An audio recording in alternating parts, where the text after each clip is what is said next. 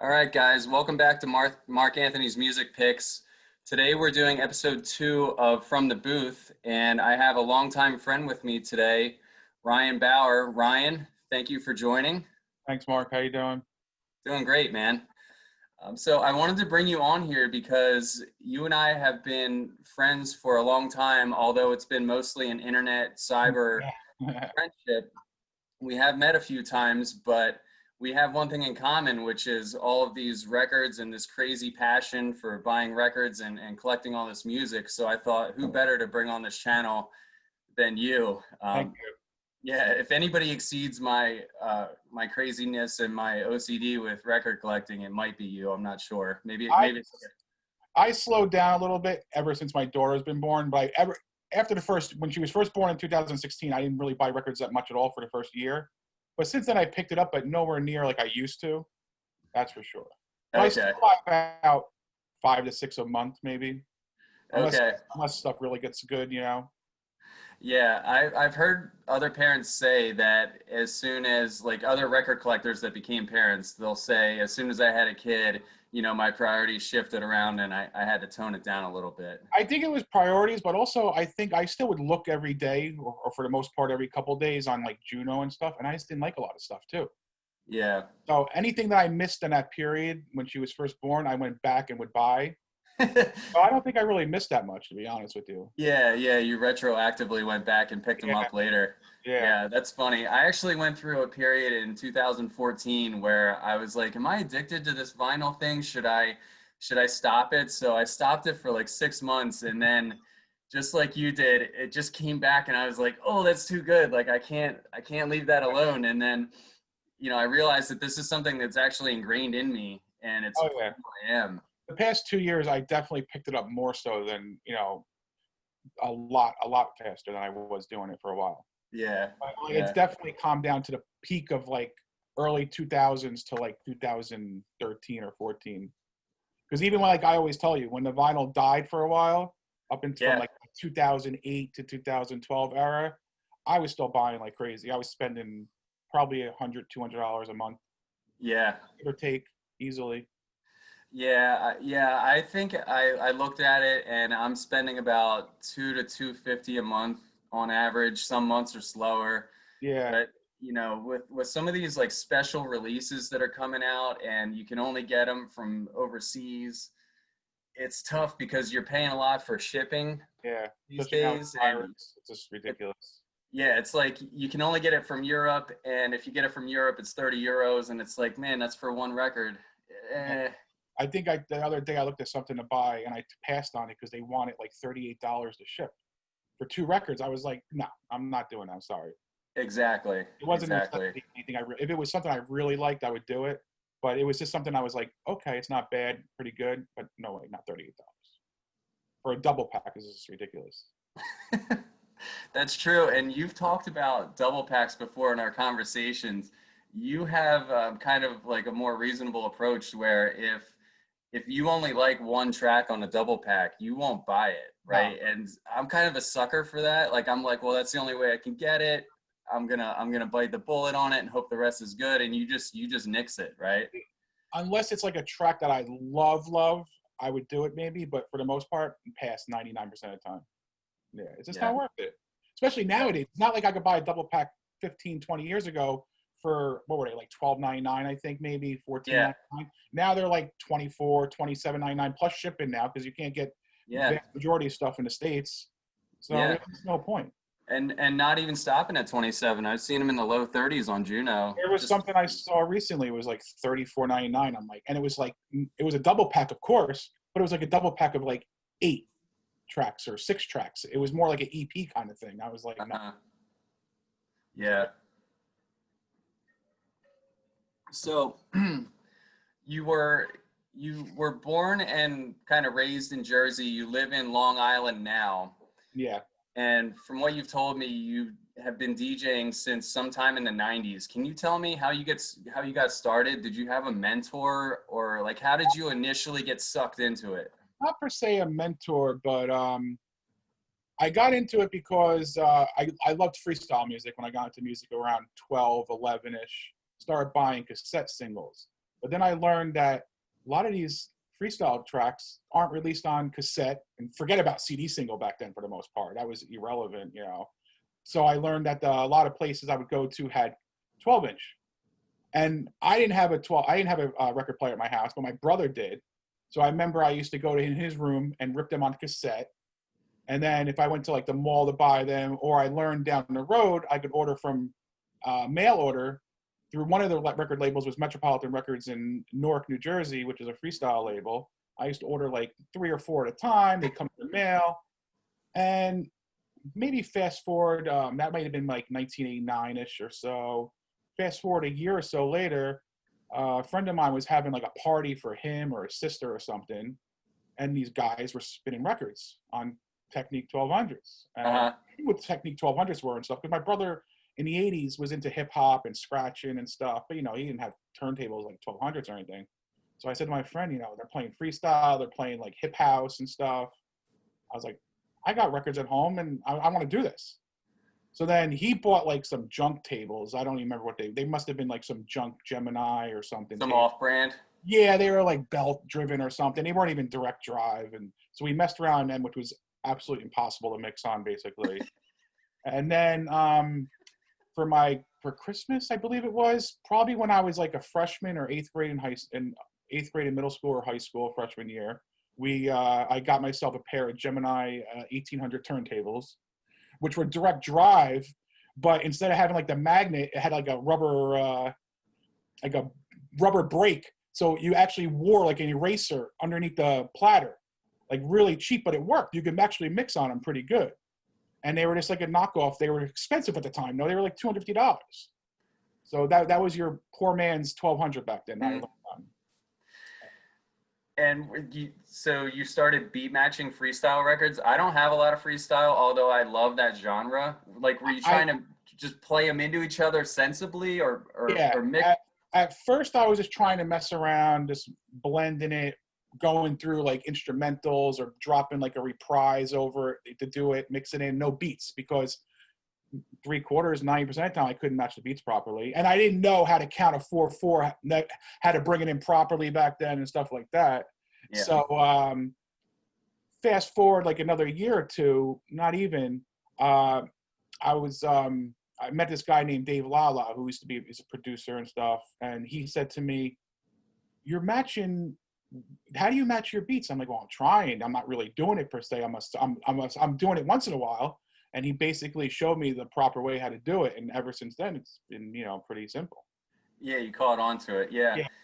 I remember when I was learning to mix, I was friends with some guy on Instant Messenger, and I can't remember his name, but he like broke it down for me. He gave me the procedure, you know, of queuing up the record. You find the first beat that you want to drop, and then, you know, you're counting the 16s on the other. And, you know, you kind of have to like build that system up, and then it starts to become automatic for you. And it's funny because matching like house or techno 4/4 is different than a freestyle. I forget what the freestyle beat is called. It's different. It's kind of almost matching the hi-hats with freestyle, and house is obviously the kick. I forget what it's called. It's escaping my mind right now, but there is a difference also. Yeah, I think I called it boom bap, but I don't think that's actually like a real term. But like, you're mixing on, like you said, like if you mix an electro record, snare basically on the snare base. The snares line up and the kicks, you know, it's not necessarily. I don't remember. I'm sorry, I'm talking over you. But so it's just different. Gotcha. Even now, when the lockdown started, I started spinning more freestyle. I was pulling it out when we were like locked down for like a month, not going anywhere. And I said to my wife, I'm like, I can't spin freestyle like good anymore because I haven't done it really that often. It's because it's different again. I had to get used to it again. It took like a week or so to mess around for a while. And then it came back though. I bet that would be hard, man. I bet that would be hard. Because in my head, you're so drawn to kick drum. And I wasn't doing it. I was trying to do it the other way again. And your brain's not wired that way anymore, really. Yeah, not if you're doing house and techno. And, you know, I have to say, I think techno is the easiest to mix, and house can be a little bit harder because the kicks in house are a little bit softer. So you can get like a little bit of mushing going on when the two bass lines merge. I always, for me, techno is definitely easier. when you think about it is, but house also makes it a little bit more difficult sometimes with the elements coming in, especially like progressive house. The progressive house was always the best for me to spin because you could just ride them for the most part. Mm-hmm. Not even worry about the keys might be off, but most of the time you don't even, it just depends. But blending stuff like that, you just keep going. Even some of the techno that has just a straight steady beat, you could do that too. But really, techno, like you said, is probably the easiest to mix. Yeah, progressive house, I found that you just have to start it on a 32 or a 64 and you'll be good. A 64 is ideal. Yeah. Because, sometimes your timing can be off on melody introduction between the two tracks. Yeah. I haven't heard you mix because we haven't really hung out together to do a mixing session, but would you say when you mix, let's say techno, you're doing a techno progressive house mix, do you tend to mix deep, like maximum overlap, or most of the time I try to mix overlap? loose? I definitely try to overlap them as long as I can. I try to ride them as long as they're not clashing. Not only clashing in like off beats. I mean like off key or elements don't sound right. I mean, of course, sometimes it's going to happen by accident. You might just ride it too long, but most of the time I try to keep them going as long as possible. Okay. And you're using a zone rotary, right? Correct, the 92. Okay. And you said you have that UK edition. Do you know what makes that UK special? Is it just made in the UK? People dispute this, but there's no doubt about it. I don't have the clicking when you put the filter on. I've used other zones that when they're made in China, I'm sorry, that have a click when they pop. Kind of like when you turn a speaker off and the volumes turn up, you hear like a pop. You actually hear that, and mine doesn't do that. And I don't know so much about the sound quality because I never used mine on a big system other than my house. But everyone tells you that has one. The quality is better. So, but I can't say that. I've used a Zone 62. I used a regular 92 fader one, but there was all the graybacks, the dark gray, the charcoal, I guess they call it. Quality wise, like I said, audio wise, I never noticed a difference, but construction and build, definitely. Okay, cool. Yeah, I recently converted my Zone 42 to a rotary, which was such an ordeal. I think most people would have just chucked it out the window halfway through and just given up and bought a new mixer. But I was like hell bent on it, and it actually turned out well. One of my channels ended up not surviving, so I lost channel 2 permanently, possibly.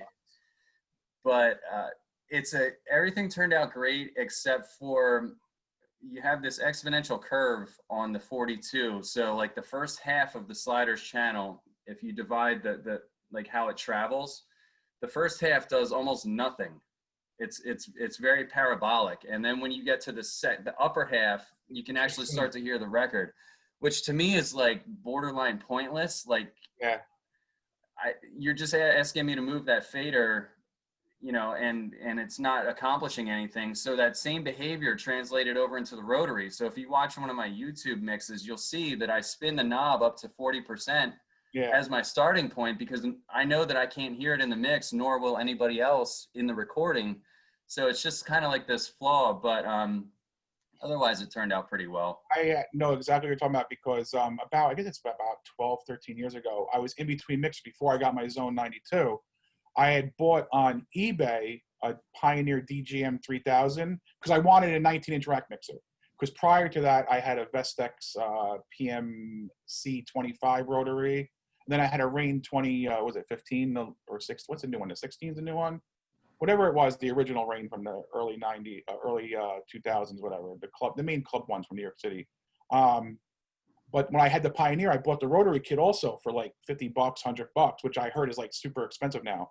But I read these people talk about it, and I'm like, it's garbage. Because like you said, you'll be at like, on a clock, you'll be at like 10 p.m. and it's still not working. And then until you pass like noon, 12 o'clock, you don't start hearing anything. Yeah. So it's not made properly, obviously. Exactly. Yeah. I mean, ideally it would be 0 at 0. And when I got to 10%, I should be able to hear a trickle or something. Yeah. So it's just, it's wasted movement. It's just inefficient. Yeah. But I will say, out of everything on that mixer, I love the mixer, by the way, just besides that one flaw. The filter is so awesome. Yes, I try not to use filters in my recorded mixes because I don't actually have a crowd there, and there's nobody reacting to the music or reacting to the drops. So it's just kind of like, But you know what though? If you do record, I did know I made a mix going back, and I must have been messing around with the filters. When I did it live, I didn't really think anything of it, but when I recorded and listened to it back, it sounded really good. So I think you might be missing something sometimes doing that, not doing that. Okay. All right. I'll have to, yeah, I'll have to add that in maybe. Put a little spice in my mixes. Yeah, yeah. All right, cool. And So switching gears a little bit. Oh, sorry, Ryan, go ahead. you don't use any effects boxes anymore, right? No, Yeah, no, straightforward. yeah, I got rid of my effects boxes too. Yeah. Yeah, I just wasn't feeling it. Flanger and filter were the only things that I could see myself using. I If, think Pioneer had a jet effect was pretty good at one point. if you knew how to use the 500 FX 500, it was good using the beats when you would count them properly and use like the delay and echo and stuff. But also a lot of times it affected the quality of sound. So at home Okay. it doesn't really matter. But I used them out before, and it's just a lot of times it might sound good per se, but overall in a big system, I don't think it does sometimes. Okay. Overall, it takes away Yeah, potentially. Yeah, I mean, not to go too far off track, but I mean, Jonathan Peters back in the day, you're very familiar, was known for, huh? Jonathan. He was known for abusing his effects 1000 to the point where, he was creating these walls of treble in the club, and I think the jury was out on whether or not. When he was on, he was on. I'll give him that. Yeah. All right, so let's go back. I'm okay with talking about JP a little bit later, but I want to still keep getting some more information out of you. What were your favorite venues and parties that you went to when you first started out clubbing? Like everybody has this romantic period when they start, and it's like the first time in a super club. Like when did you really have your mind blown by like a DJ and an environment? NASA at the Shelter in New York City. Probably 90. I think I was 16 or 17, 16, because I didn't drive yet. So I must have been 16 going there a few times. I remember hearing, I think it was Gonzo. Moby was definitely there too before he was famous, because I actually had one of his early cassettes from like 1990. But I remember Gonzo was I remember being like kind of blown away by him. And I'm trying to think if there's anyone else. There was definitely someone else. I've heard them all those guys from back then that were big. But I remember Gonzo was good a bunch of times. Okay. And what was the venue that you said? NASA. It was a party Okay. called NASA, but it was at the Shelter. Okay. Shelter. I don't know if it's where Vinyl was that Hubert Street and whatnot over there, I believe. Yeah, that was more like, I think it was more teen oriented, or it was 18 and up. I forget exactly, but it was NASA stood for something. I don't remember now, but it became super famous, and it was just a great party. Okay. So NASA became Vinyl, and then Vinyl became Arc, right? Well, NASA was the party, and it was Okay. the club was Shelter. Oh, okay. Sorry. Shelter was also had a famous party with a Body and Soul, which I think still goes on now. I don't even pay attention really. I don't know That's how. Timmy Regisford plays there, Yes, right? That's his world. correct. Okay. Trying to think. Of course, the Limelight, super famous. I wasn't a big Tunnel person. I went to the Tunnel a lot in late '90s, but not that crazy. Of course, Sound Factory. Not on 46th Street with JP, of course. You're saying, wait, so there were two Sound Factories. There's one on One was Junior 27th Street. Vasquez, right? Junior, yes, and there was actually Sound Factory on 27th Street, which I only went to once. I don't even really remember that much, to be honest with you. Mm-hmm. And then they had some kind of falling out, and then JP and Eddie Baez became the DJs on Friday and Saturday nights at 46th Street, where Richard Grant reopened it. Okay. And obviously that was a great party. But people, for everyone who loved Factory, there's people that loathed it, to be honest with you. Mm-hmm. Yeah, it had a very questionable vibe. It seemed like the people that went to Factory were there.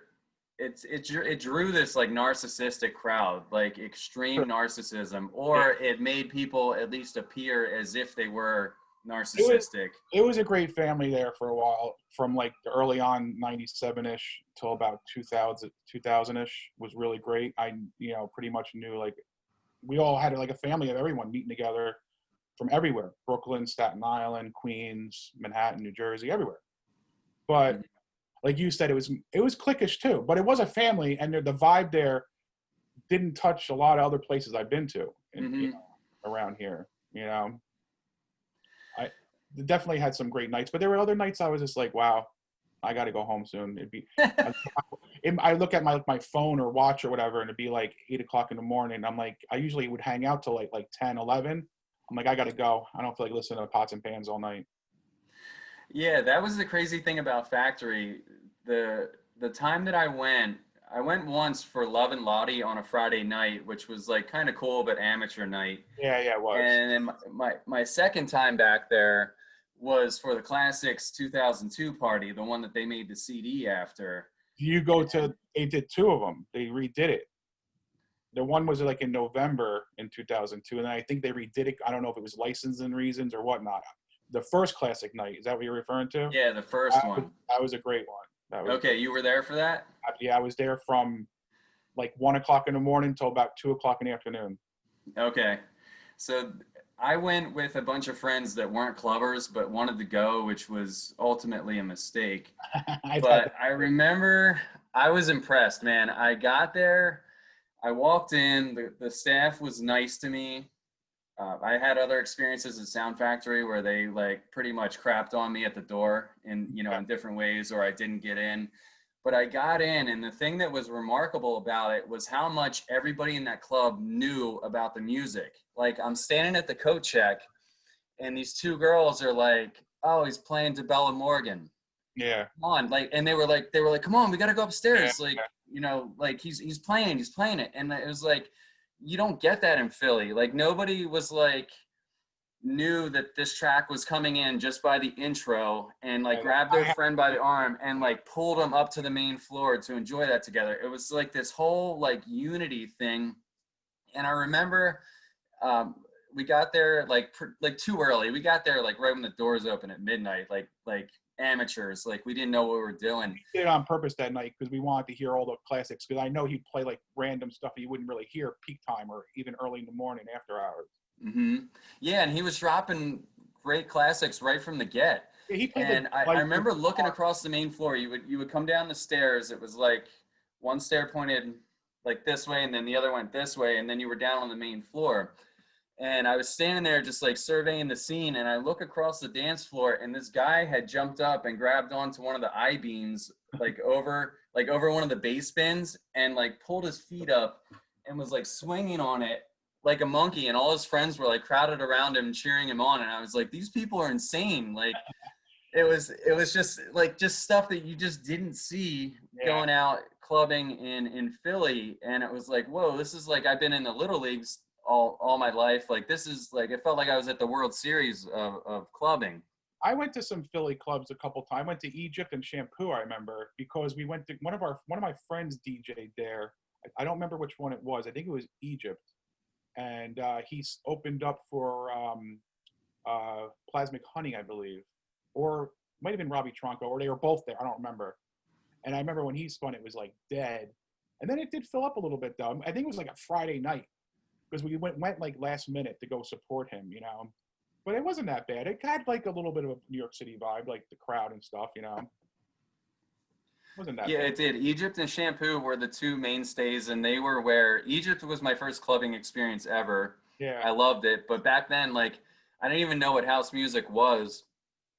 Like, I was going just to like, as a way to meet girls. It was the best place to meet girls. Yeah. But somebody was like telling me about house music, and I was like, is that like when you walk into the bar and they have a house special? Like, is it like like is it like the house, the music that's only played in this house? Like, I had no idea like the realm that I had like stepped into. True. You know what I mean? The first club I ever went to actually wasn't even a New York City club. It was a club in Jersey. I don't remember the name of it. I think it was in Manville, New Jersey or something. And it was like under 18 party, or it might have been 18 up. But my friend had a license already. We went, and it must have been like 92-ish. and we saw Uncanny Alliance and Robin S perform. Robin S, I'm sure you know, obviously. And then Uncanny Alliance, we saw perform the song "I Got My Education," and I just remember being like, "Wow, I could definitely get into this stuff." Because now I'm in the element of hearing the music that I play with a crowd of kids. Probably most of them, like I said, were probably under 18, but it was still like a party scene, you know. Mm-hmm. It was very cool. Awesome, man. So I see you got your stacks behind you there. That's How one many of vinyls do you think you have at this point? What are we looking at? Well, I think it holds like 80 per one, each one, I guess. So we got, what is that? 12 times 80. So you figure, what is that, about 1,000 or so? And then I got more over here. I'll move it real quick. Down there. All right. And I have more in the garage. And I also gave a ton to my friend, my good friend Gary. I gave him a lot because I just didn't use them anymore. A lot of stuff was like generic, like tribal house. He's into like dark tribal beats, and a lot of it was like generic stuff. Stuff I'm not into anymore. I wouldn't care if I had or not. So I probably gave away about 400 or so at least to him. And Okay. I have a couple, like 200-300 in the garage. Yeah, you got to keep these things under control. They'll just turn into a monster. I got stuff on the turntable right now that I got in the mail in the past month. I haven't even opened them up. That's when you know it's getting bad, man. Yeah. Like when you just have like Juno mailers unopened. Oh gosh. The mailers open. I just didn't go to the records because now they've been sealing them lately, you know. So I have like a Guy J record, and I don't even know what else. I think that new Matthew Decay. They're still sealed. I haven't even gone through them yet. Yeah, that's definitely some high level record addiction there. So what's your process for finding music? Like, do you have like a system for like building a shopping cart and narrowing that down, or are you impulsive? You just go on artist name and just wing it? Like, artist how do you? name, for sure. Labels, but not so much labels anymore because it's not the same as it was years ago. I mean, some labels specifically are still follow their typical ideas they have or push, but I try to like stay true to like certain artists I like, of course. But then you have a lot of these artists nowadays that don't even release it on vinyl, so it's kind of a lose-lose situation. I don't buy music at all through Beatport. I probably haven't bought anything on Beatport in 10 years. I buy some stuff on iTunes just to have on my phone sometimes, even though I have it on vinyl, just to have it, so I don't have to worry about ripping it right now. I'll just play it in my car on my phone or something. But yeah, I try to stick to mostly artists, pretty much for the most part. Okay, gotcha. And you don't have any pet labels? Like, I know you dabble in progressive house. From talking to you, it seems like that's your favorite genre. Would you say that's true? Yeah. Other than freestyle? Yeah, freestyle is like my roots, my first love of music. But when it comes to like what I prefer now, even though the progressive is dead per se, you know, it has their elements. They like to call it what do they call it now? Melodic techno, which I think is just comical, but okay. Bedrock, of course. I'll buy Bedrock stuff even if I'm not even a fan, even if I won't even listen to it. I'll pre-order anything like they come out with. And sometimes once in a while, I'll be like, I'm not feeling it, but whatever. I want it for my whole collection, you know? Because I pretty much have the whole catalog for the most part. Yeah, you're truly collecting them. You're not just picking and choosing the ones you like. Yeah, that's wild. Okay. And how do you feel about Lee Burge's label, All Day I Dream?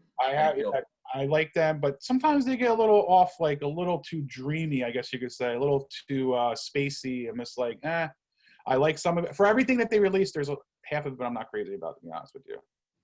Yeah, I agree. I'd say maybe 25%. Yeah, is something I'd be interested in. I also like that. I'm sorry, Ryan, go ahead. That's right. No, some of the samplers they release are pretty good once in a while. Yes.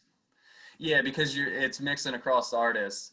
I think they sometimes fall victim to the same thing as Shanti, where it's like they have a pet sound. I mean, Shanti's really guilty of that. Yeah. They have the cool cover art. It's all these bright colors. And it's, I was looking through the most recent mix I made. I put a couple Shanti records in there, and I couldn't remember the sound of one record from the other, if that makes sense. Like I was looking at, I have like 5 or 6 of them, and I was like, man, these kind of sound the same. I can't remember. Like they're almost non-distinct.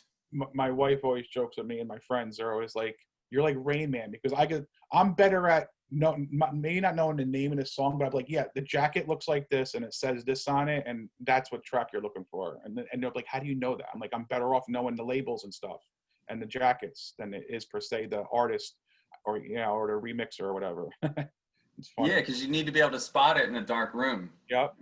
And that kind of goes back to the digital versus vinyl thing. I know you don't like digital, and it's because you don't have the thing to look at. Yeah. I mean, it's wrong to say that, because in this generation you can't survive on just vinyl, and it's really not feasible to travel with. It's not fun. I'm even going to the city, bringing two flight cases is not fun. I've done it, but I mean, I've dealt with USB and whatnot, but I never would use Tractor or anything like any of those things before. My one friend does, and I messed with it one time, and it's just not the same. It's really not the same. There's nothing like feeling a piece of wax, mixing it in, queuing it up.